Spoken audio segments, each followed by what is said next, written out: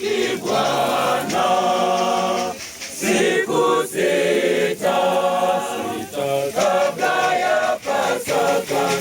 Watoto wa Kiyahudi walimlaki Bwana wakishika matawi ya mitende mikononi, wakiimba wakisema, Hosana, Hosana, Hosana mwana wa Daudi, Hosana, Hosana mwana wa Daudi, Hosana, Hosana, Hosana mwana wa Daudi, Hosana kwa jina la Bwana.